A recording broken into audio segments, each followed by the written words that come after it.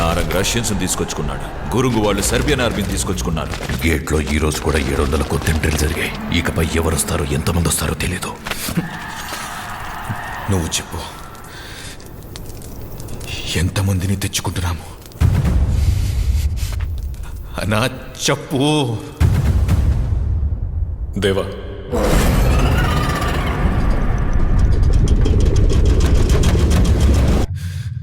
మన ఆర్మీ ఎక్కడుంది?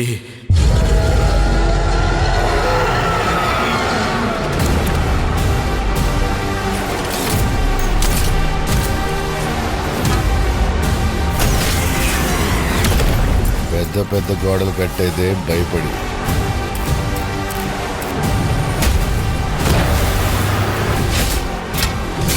బయటికి ఎవడిపోతాడని కాదు,